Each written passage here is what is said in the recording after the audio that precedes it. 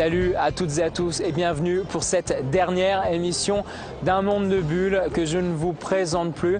Nous sommes ici sur la grande place de Bruxelles, baignés d'un soleil qui va nous illuminer pendant toute cette émission.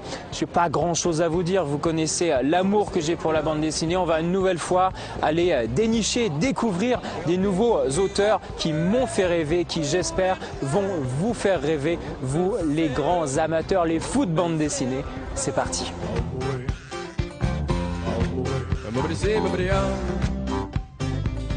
Comme prévu, on débute cette émission Bruxelles numéro 2. Vous le savez, on s'était donné rendez-vous il y a quelques semaines pour une première émission avec Falzar. Falzar, bonjour. Bonjour. Alors je vois que l'Institut Latouche, l'un des personnages incontournables de l'élève du Cobu, prend vie un petit peu tout seul dans une bande dessinée? Et ça devait arriver, il avait des velléités d'indépendance, ce grand garçon. Ah, on sentait qu'il avait un caractère bien trempé quand même. Ouais, Hein. un charisme, un tablier gris, une moustache irrésistible, enfin, il avait tout le... C'est un petit peu l'homme moderne. Tout à fait, Hein? on en voit partout. L'homme moderne belge ou français, je ne sais pas. Franco-belge, on va dire. Les deux. Ah, il dégage beaucoup de choses. Alors, l'Institut Latouche, évidemment, on le disait, Latouche, c'est l'un des personnages principaux de l'élève du Cobu, bien connu pour la série en bande dessinée et les films en plus, maintenant qu'ils sont sortis. L'Institut Latouche, c'était évident de le transposer tout seul dans une bande dessinée?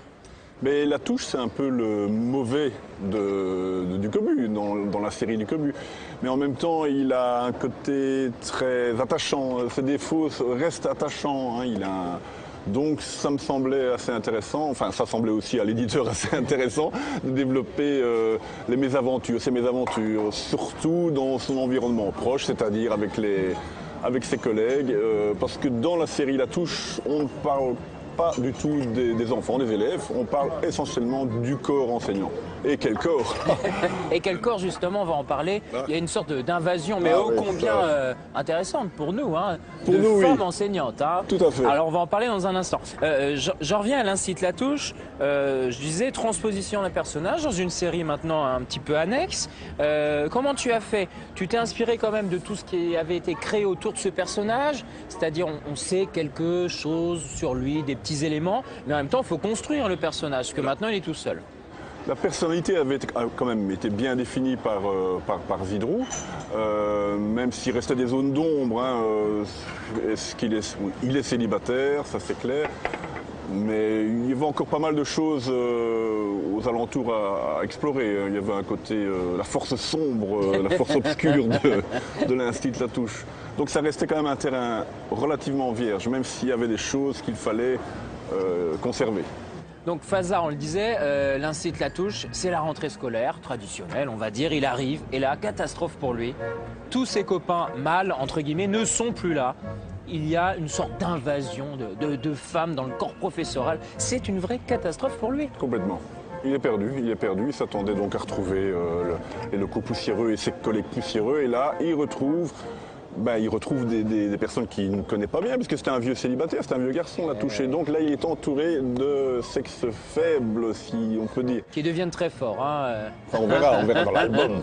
On ne dit pas tout, mais quand même. Pas tout. Comment tu as développé le scénario autour de ça? Mais autour de cette idée, c'était l'idée forte du bouquin. Il fallait essayer d'avoir une idée forte pour un premier album autour de Latouche. Et j'ai décidé d'axer sur un événement étonnant qui puisse un peu le bouleverser dans ses certitudes. Parce que c'est un être avec beaucoup de certitudes, mais en fait au fond de lui, il n'est pas vraiment sûr de lui. Il faut un peu gratter et on retrouve un être attachant. Attachant. Tout à fait. On y croit de temps en temps. Il faut, c'est important. On le disait, ça va être un rude combat pour lui, pour s'imposer, retrouver ses repères, tout ça. Comment toi, tu crées tes personnages? Parce qu'évidemment, il a fallu créer de nouveaux personnages. Comment ça vient? Quelle est un petit peu l'alchimie qui se crée? Ça, c'était le plus passionnant. C'était la page blanche, puisque là, les professeurs dans la série du Cobu, les instituts collègues de Latouche, on ne les connaît pas bien, ils n'existent pas vraiment, à part la directrice qui a un rôle important. Les autres collègues n'existent pas. Donc là, il y avait une page blanche. Je pouvais délirer, je pouvais y aller et trouver des personnalités de nouveau qui soient un peu attachantes et qui puissent renvoyer des balles à la touche, quoi. Donc il y a une personne, enfin vous verrez dans la lecture, mais il y a, il y a une collègue encore plus autoritaire que la touche. Est-ce que c'est possible? Faire, hein. Il y a par contre des collègues qui prônent la pédagogie active. Donc voilà, il y a un peu de tout. C'était la page blanche. Ça, c'était le plus intéressant dans ce challenge. C'était un vrai plaisir pour toi. Est-ce que tu Oui. connais ce métier-là? Alors, j'ai une formation d'instituteur. Ah, Tout à fait, mais je n'ai jamais travaillé comme institut. J'ai fouillé tout de suite. c'est qu'un détail. Hein. Voilà. Donc, j'ai jamais travaillé en tant qu'institut, mais c'est vrai que je connais assez bien le milieu, ne fût-ce que par mes enfants. Hein. Oui, c'est déjà pas mal. Voilà. Hein. On ressent un petit peu Tout à fait. l'émotion qui existe entre les Voilà. enfants et les professeurs. Les éditions du Lombard ont une idée assez originale, on peut le dire, pour la suite, hein, les albums qui vont arriver. Les gamins, n'importe lequel, les lecteurs vont pouvoir envoyer des dessins Ouais. de leurs professeurs et les meilleurs dessins Ouais. deviendront peut-être des personnages, c'est ça? Ou Voilà. apparaîtront en tout cas? Oui, c'est une apparition, hein, une guest star, comme on dit. Donc les enfants vont croquer, vont dessiner leur prof, leur instit fétiche ou leur instit préféré ou un instit qui les amuse. Ils vont le croquer, ils vont le dessiner, donner les caractéristiques, le nom et envoyer ça sur un site qui est banji.com. Bungie.com, il s'inscrit en bas de l'écran, là Voilà, on voit. ça, les Ouais. gars. Et donc on choisira les auteurs, donc Lucio, le dessinateur et moi-même, on élira la personnalité qui nous intéresse le plus et il fera une apparition dans le tome 2. Ce sera un collègue de la touche. C'est génial, c'est Tout à une belle fait. idée. Ah, absolument. Hein. C'est l'éditeur qui l'a eu. alors. Voilà, c'est pour ça qu'il y a l'excellente Eh oui. idée. Mais oui, c'est évident dès le départ. Falzar, merci à toi. On te retrouve donc pour un deuxième tome en Oui. 2013, c'est Bientôt, ça? oui, tout à fait, dans le courant 2013. Ah, c'est en route en tout cas, Tout à fait. donc tout va bien. Merci à toi, on va quitter quelques instants les éditions du Lombard, on va pas très loin, les éditions d'Argo avec Christian Denyer, le dessinateur de Wayne Shelton. C'est Marie Brémaud qui est allée à sa rencontre, c'est parti.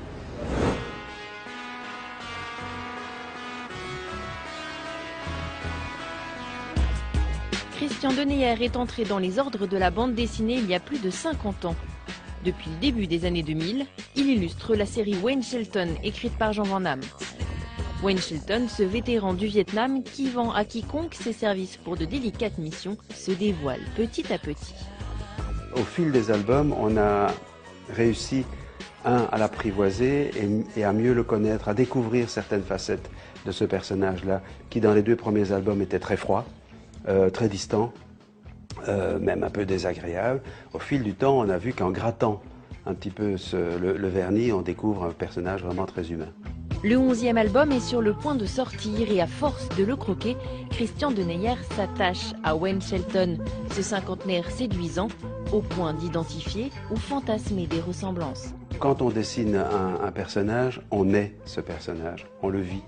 Et Shelton, qui a la cinquantaine bien sonnée, moi j'ai sonné un peu plus que la cinquantaine, je me retrouve dans ce personnage parce que ce qu'il fait encore à l'heure actuelle, je me dis, il est dans une forme éblouissante et c'est extraordinaire d'être comme ça.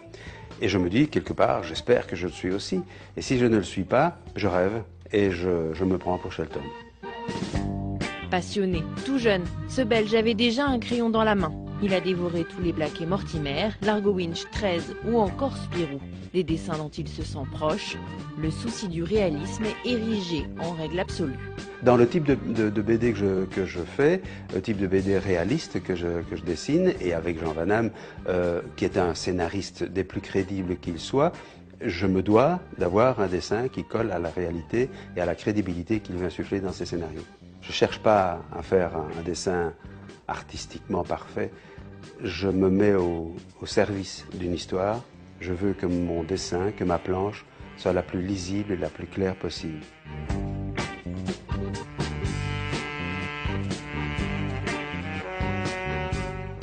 je ne suis jamais satisfait. Et je ne sais jamais si c'est le bon dessin.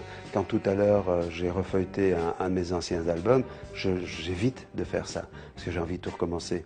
Donc, je ne suis pas Hergé, je n'ai pas de studio qui me permettrait de recommencer une histoire qui ne me plaît pas. Mes anciens albums, je suis content que les gens les relisent, parce qu'en même temps, pour eux, ça leur rappelle sans doute certains souvenirs. Moi, je ne les ouvre pas. C'est très rare. C'est très très rare, je préfère pas. Parce que je crois que je serais trop fâché contre moi. Éternel insatisfait, la clé du succès pour ce dessinateur a la remarquable longévité.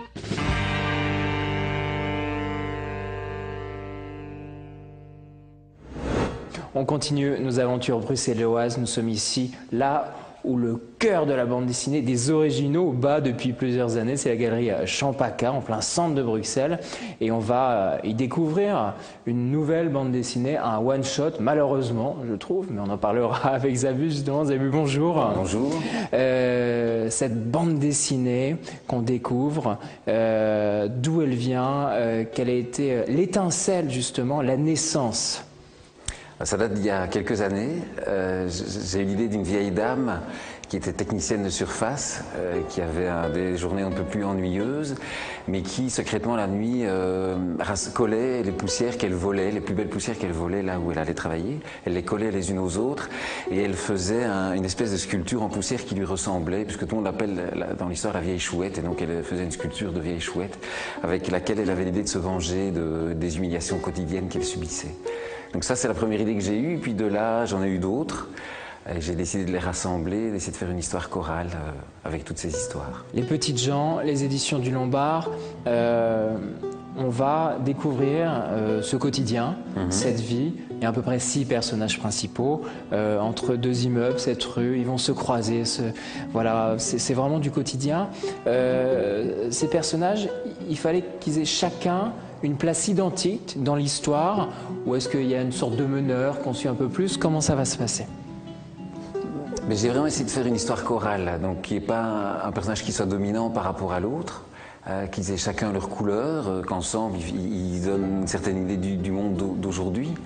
Alors dans les équilibres, il y avait certaines histoires nécessitent un peu de place, un peu plus pour développer le sujet. Et donc ça c'est vraiment jouer là-dessus de la place qui m'était nécessaire pour bien les raconter. Je n'ai pas cherché à en mettre un en avant par rapport à l'autre. Alors évidemment, les petites gens, c'est pas du tout péjoratif, hein, c'est vraiment les gens comme on est, c'est du quotidien, de la vie, du tissu social. Comment on crée un personnage? Tu le disais, tu as évoqué justement hein, cette vieille dame, mais comment on crée un personnage de bande dessinée, cette famille de papier qu'on va retrouver? Comment tu l'as créé petit à petit? L'intérêt pour moi de cette histoire, c'était de montrer que derrière l'apparence des petites gens, le cliché de la vie banale, il fallait trouver autre chose. Et donc, j'ai cherché quelles étaient les figures pour moi des personnages typiques d'aujourd'hui, où on se dit ils doivent s'emmerder vachement dans la vie. Puis j'en avais comme ça tout un registre, et puis chez chacun, j'ai essayé de trouver qu'est-ce qu'il pourrait y avoir de caché, de montrer que dans sa vie, il peut installer une poésie, une forme de révolution sympathique et personnelle. Et donc j'ai creusé comme ça petit à petit, et puis parfois ça venait, parfois ça ne venait pas. Évidemment, j'ai gardé les histoires où les idées venaient et s'emboîtaient les unes dans les autres. Alors, on ne va pas tout raconter, puisque évidemment, il faut laisser la surprise de la lecture hein, de cette bande dessinée, les petites gens. Mais on va quand même découvrir des personnages qui ont beaucoup de difficultés à vivre. On sent qu'ils s'essoufflent petit à petit par rapport aux difficultés du quotidien. Tu voulais vraiment les mettre dans des situations difficiles pour peut-être les en sortir à un moment. Oui, parce qu'il faut les planter dans une situation pour que ça puisse évoluer, sinon tout est déjà joué. Et par exemple, le fonctionnaire qui travaille au chemin de fer, mais je l'ai mis vraiment insomniaque, malheureux. Et puis même dans cette vie d'un fonctionnaire qui se veut banal, parce qu'il a peur un peu du réel, je dis mais qu'est-ce qui chez lui va peut-être ou pas donner une étincelle? C'est ça qui m'intéresse, c'est le moment où ça bascule.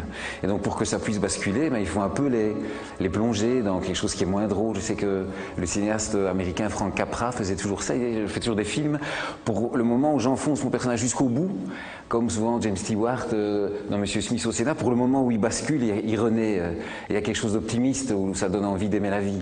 Et j'ai essayé de faire un peu ça, de les pousser jusqu'au plus loin, qu'ils en prennent un peu plein la figure, et puis à un moment, ah en fait il est encore possible que ça bouge à ce moment-là. L'espoir du phénix, hein, renaître un peu de ses cendres. Lorsque tu écris, tu crées tes personnages sur le papier, est-ce que tu utilises cette partie de comédien que tu as? Est-ce que tu joues parfois les personnages pour essayer de trouver de la chair, pour leur donner de la chair? Oui, au début, c'est souvent des idées théoriques. Alors, on veut un peu dire quelque chose, et alors c'est très didactique, et ça peut être très vite ennuyeux. Et donc, à un moment, j'essaie de bousculer tout ça, et quand le personnage commence justement à prendre forme, que je le vois vivre un peu devant moi, j'essaie de le faire parler. Et au début, j'écris mes textes, et souvent, c'est pas bon. Et alors, à un moment, ça devient meilleur quand je me mets à les dire oralement. Je vois tout de suite ce qui va pas, j'enlève, et puis il reste quelques petits bouts. Et puis alors, je me l'invente, quoi. Je me le joue soit dans ma tête ou carrément oralement. Et là, tout de suite, il commence à vivre. Et donc, c'est sûr que je profite de cette aptitude concrète. Comme je ne suis pas dessinateur, ma façon pour moi non pas de les dessiner, mais de les faire vivre, c'est de les incarner, de les jouer un petit peu. Donc je me les raconte et je me les parle. Et comme ça, je tourne dans mon bureau et je raconte. Et c'est vraiment un très bon test. Et c'est pour moi, le moment où ils viennent vivants, c'est quand je peux les jouer, les oraliser comme ça. Les Petites gens. Merci beaucoup, Elsa Vu. On te retrouve Les Petites gens aux éditions du Lombard. Et oui. Voilà, on va continuer nos aventures, nous, à Bruxelles. On va changer complètement d'univers. On était allé à la rencontre il y a quelques semaines de Frank Tacito pour Alice in Wonderland. C'est aux éditions Glénat. C'est Marie Brémaud qui vous propose ce portrait. C'est parti. Extraterrestre de la bande dessinée. Frank Tacito, il dessine, imagine, crée, travaille sur ses planches le matin. Il soigne l'après-midi. Médecin de formation, mais cela fait 19 ans déjà qu'il s'est lancé dans l'aventure du 9e art. Aujourd'hui, il lance sa version déjantée d'Alice au pays des merveilles. C'est un univers contemporain pour commencer. C'est ancré en plein 21e siècle. Alice, qui est l'héroïne de Little Alice, c'est une égérie pop-rock un petit peu à la Lady Gaga, ou Amy Winehouse, enfin bon bref, des icônes de la musique pop internationale, qui a eu énormément de succès avec son premier, deuxième, troisième album, beaucoup moins, La descente aux enfers, les tabloïds, sexe, drogue, rock'n'roll, enfin bref, on connaît un petit peu l'histoire. Et on ne sait pas trop ce qui s'est passé, elle est plongée dans le coma, la pauvre Alice. Et dans ce coma, elle rêve de son petit Wonderland. Alice, forcément merveilleuse, est plongée dans un pays qui porte la marque de l'auteur de Magica ou Dead Hunter. Mais Frank Tacito a voulu aussi signer l'œuvre du renouveau. Pour concevoir ma Alice, j'ai voulu quand même certaines limites. Nos limites, oui, mais avec certaines limites. D'abord par respect pour l'œuvre originale de Lewis Carroll. Et puis je voulais une série un peu plus grand public. J'étais quand même cloisonné dans des séries très gothiques, très trash. Et bon, j'avais un petit peu l'impression de tourner en rond. Dans Little Alice in Wonderland, il y a bien sûr les incontournables comme l'odieuse Reine de Cœur, le Lapin Blanc ou encore le Chat de Cheshire. Mais on est bien loin du célèbre dessin animé adapté de l'œuvre originale. Pour ce tome 1, Frank Tacito a fait évoluer son dessin. J'ai essayé d'adopter un trait moins violent, allez, on va dire ça comme ça. Et j'ai même dû modifier ma façon de travailler. Parce qu'avant, je travaillais beaucoup à la plume, qui donnait un petit peu un aspect très trash, des grands traits, très gros, très prononcés. Maintenant, j'essaye de dessiner beaucoup plus, soit au pinceau, soit au feutre, donc pour avoir des traits beaucoup plus modelés, beaucoup plus fins. Ouais, on peut dire que c'est un nouveau départ, oui. J'essaye d'être différent dans les thèmes abordés et aussi dans mon trait. J'ai essayé de faire quelque chose de plus rond, moins sanglant. Il n'y aura pas de mort dans Alice, pas de tête coupée. Alors si, il y aura des têtes coupées, mais ça repousse, c'est pas grave. Voilà, on va essayer de faire quelque chose avec plus de couleurs gaies, pastel, des petits nuages tout roses, des petites bestioles bariolées. Alors bien sûr, on garde un peu l'esprit pin-up, mais ça sera jamais. J'ai essayé de ne jamais faire vulgaire. Pour sauver Alice des griffes de la Reine de Cœur, 6 épisodes sont prévus. Dans chacun d'entre eux, le lapin blanc explorera un univers différent. Cela promet beaucoup d'autres merveilles. Dernière partie, spéculoos évidemment de cette émission, c'est une tradition à Bruxelles avec le café. Mon cher Stéphane, comment vas-tu? Mais très bien, merci. On se retrouve, c'est une sorte de tradition, mais c'est normal. Déjà parce que tu as une grande production à ton actif et c'est vrai que tu arrives à te renouveler sans cesse, notamment là, Miss Octobre aux éditions du Lombard. Alors je connais, j'allais dire presque ton addiction pour les États-Unis. Hein, on peut le dire, c'est normal. On ne se refait pas. On ne se refait pas. Cette fois, tu vas nous plonger dans les années 60. C'est un choix délibéré dès le départ pour l'histoire que tu vas nous raconter? Il y avait plusieurs éléments. D'abord, la rencontre avec le dessinateur, Alain Kerex, qui a à peu près le même âge que moi, donc on est de la même génération. C'est des années qu'on a connues et donc ça a une résonance spéciale pour nous. Ça fait un bon moment que je m'intéresse à ces années-là. Je trouve que, particulièrement aux États-Unis, on est vraiment à cheval entre encore la morale de papa, enfin extrêmement classique, les hommes en costard cravate dans toutes les situations, et une Amérique qui est en train de bouger vers autre chose, avec la contestation, enfin tous les mouvements dans les universités, le rock, etc. Et je trouve que c'est une période de fracture dans la société américaine qui m'intéresse déjà depuis longtemps. Alors, c'est amusant parce que, sachant qu'on allait traiter les années 60 avec Alain Kerex, je suis tombé sur un feuilleton que je ne connaissais pas, qui s'appelle Mad Men, et qui est tout à fait dans ces années-là. Alors, j'avais déjà commencé à écrire l'album, et puis je suis devenu amoureux de cette série de Mad Men. Et j'ai suivi les saisons les unes après les autres, et donc j'étais encore plus dedans. Cette Amérique-là, c'est vraiment, on va dire, le lieu humain et géographique parfait pour un polar. Alors Los Angeles est une ville merveilleuse pour ça, hein. Évidemment l'exemple de James Ellroy que j'apprécie beaucoup. Il n'a pas toujours été bien adapté au cinéma, mais bon, il y a quand même, en tout cas, une réussite qui est Lake Confidential. Ouais. Moi, j'aime beaucoup Los Angeles. C'est une ville un peu perturbante, dans le sens qu'en fait, ce sont des tas de villes les unes... On n'est pas habitués, nous, Européens, parce qu'il n'y a pas vraiment de... Enfin, il y a un downtown, mais pas vraiment de centre-ville, comme voilà. On est ici, quoi. Hein. Voilà, tout à fait. Mais... Bon, il y a des bas quartiers, il y a le monde très glamour des stars, hein, Beverly Hills, Bel Air, etc. Et c'est une ville où il se passe tout le temps quelque chose. Il y a, au niveau créatif, c'est incroyable. C'est vraiment la ville où il faut être. Et donc, il y a cette envie de tout le monde de réussir, le rêve américain, et aussi énormément de déchets. Et de gens qui restent sur le carreau. On connaît évidemment la fameuse histoire du Dahlia noir, dont Ellroy s'est inspiré. Mais bon, ça dit beaucoup de choses sur Los Angeles. Cette fois, Miss Octobre... Bon, évidemment, il y a le mois d'octobre, mais qui n'a pas forcément une connotation. C'est l'histoire de ces Miss hein, qu'on pouvait trouver à l'époque, hein, une sorte de pin-up. Et puis, l'une d'elles, malheureusement, elle verra pas le mois de novembre. Hein, donc, on ne sait pas. On sait pas. Hein. C'est l'héroïne de l'histoire, donc on peut supposer que peut-être le mois d'octobre passera quand même sans que ce soit définitif. Mais je pense que dans Miss Octobre, on a des personnages très colorés. Je pense que c'est nécessaire dans cet environnement, dans cette ville un peu folle, la Cité des Anges. Et le personnage principal sort de l'ordinaire. On comprend qu'il y a eu un événement très grave, qu'elle a pris un coup sur la tête, et donc elle est sourde. Pas de naissance, mais donc suite à cet incident. Et ça a développé chez elle ses autres sens. Et elle utilise ça malgré que ce soit quelqu'un qui vit dans un monde très favorisé. Elle devient une sorte de cambrioleuse génie, donc qui se balade à travers la ville et qui réalise des coups. Et dans ce Los Angeles, il commence à y avoir des crimes. On retrouve des femmes qui ont été torturées, étranglées, avec des photos de charme qui sont évidemment complètement déplacées, ce sont des photos macabres.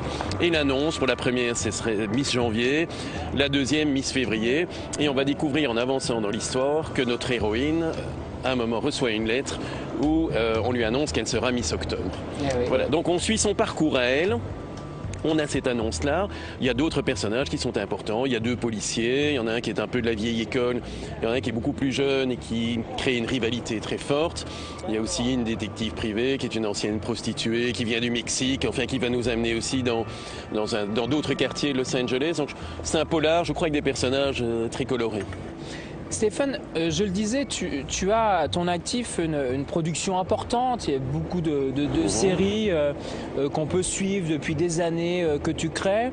Est-ce qu'aujourd'hui la bande dessinée, l'écriture de la bande dessinée est plus facile pour toi? Plus on crée, est-ce que c'est plus facile? Ou alors est-ce que pas du tout? Puisque par exemple là, c'est une nouvelle époque, c'est un style différent. Comment tu ressens toi ta bande dessinée aujourd'hui?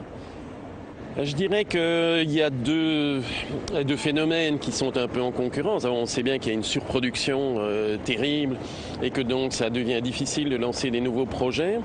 En même temps, nous sommes quelques scénaristes qui avons la chance d'être bien en cours, je dirais, auprès des éditeurs, et ça nous permet de faire des choix plus facilement. Je dirais que on reçoit tous beaucoup de propositions.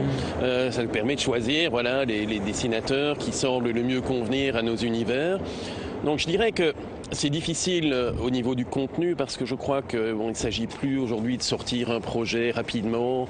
Il faut vraiment se poser la question, qu'est-ce que mon projet a de plus qu'un autre?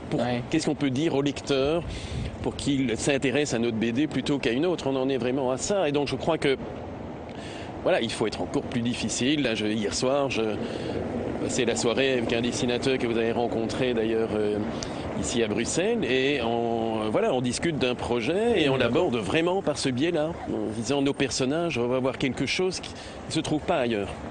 On ne va jamais réinventer complètement des histoires, mais tout part des personnages qu'on a envie de créer et de ce qu'on va mettre de nous dedans. Donc ce sont des rencontres, ça reste le principe très chouette de la BD, c'est une rencontre entre un scénariste, dessinateur, après un éditeur. Donc on reste en petit comité, mais il faut vraiment se poser les questions, comment est-ce qu'on peut se démarquer de tout ce qui existe pour le moment. Mais bon, on sait que la BD c'est des cycles comme un peu tout, et que probablement dans 2-3 ans ça aura changé. Et moi cette époque ne me fait pas peur, mais je pense qu'elle demande encore plus de créativité. Bon Stéphane, merci à toi. Avec plaisir. Miss Octobre, édition du Lombard. Messieurs, dames, merci de nous avoir suivis pour cette spéciale émission à Bruxelles avec les éditions du Lombard. Entre autres, toutes les infos sur les émissions d'Un Monde de Bulles, vous les connaissez. Facebook, ma page perso, vous avez toutes les infos, les anecdotes au quotidien sur l'émission et la bande dessinée. Et tous les jeudis matins, ma chronique coup de cœur dans le quotidien Métro. Ciao et à bientôt pour d'autres aventures. Je suis venu te dire que je m'en vais, et tes larmes n'y pourront rien changer. See no changes. Wake up in the morning and I ask myself, is life worth living? Should I blast myself? I'm tired of being poor and even worse, I'm black. My stomach hurts, so I'm looking for a purse to snatch. Je rêvais d'un autre monde où la terre serait ronde. Goodbye, my lover. Goodbye, my friend. You have been the one. You have been the one for me. People, help the people. And if you're homesick, give me your hand and I'll hold it. Hallelujah. Hallelujah. Hallelujah.